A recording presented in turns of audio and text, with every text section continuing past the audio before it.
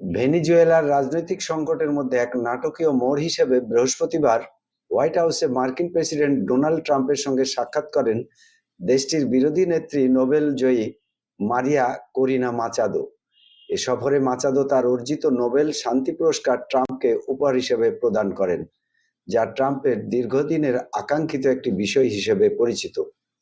মাচাদোর লক্ষ্য ছিল এই অমূল্য পদকটি উপহার দেওয়ার মাধ্যমে মাদুরো পরবর্তী ভেনেজুয়েলার নেতৃত্বে যুক্তরাষ্ট্রের পূর্ণ সমর্থন নিশ্চিত করা। তবে দীর্ঘ আলোচনার পর তার প্রাপ্তি ছিল কেবল ট্রাম্পের স্বাক্ষরযুক্ত একটি সাধারণ উপহার ব্যাগ।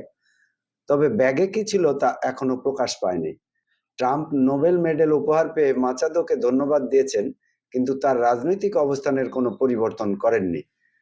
ওসলো ভিত্তিক নোবেল পিস সেন্টার দ্রুতই এক বিবৃতিতে স্পষ্ট করে দিয়েছে যে পদকের মালিকানা পরিবর্তন সম্ভব হলেও নোবেল বিজয়ী হিসেবে মাচাদোর পদবি বা সম্মাননা অন্য কাউকে হস্তান্তর করা আইনত অসম্ভব। মাচাদো এই বৈঠককে ঐতিহাসিক ও অসাধারণ বলে দাবি করলেও বাস্তব চিত্র ভিন্ন। বছরের শুরুতে গত ৩ জানুয়ারি শনিবার গভীর রাতে মার্কিন বিশেষ বাহিনীর হাতে ভেনেজুয়েলার প্রেসিডেন্ট নিকোলাস মাদুরো গ্রেপ্তার হওয়ার পর ট্রাম্প প্রশাসন মাচাদোর পরিবর্তে সে দেশের আরেক নেত্রী মাদুরোর সাবেক ভাইস প্রেসিডেন্ট ডেলসি রদ্রিগেজকে ভারপ্রাপ্ত প্রেসিডেন্ট হিসেবে সমর্থন দিয়েছেন।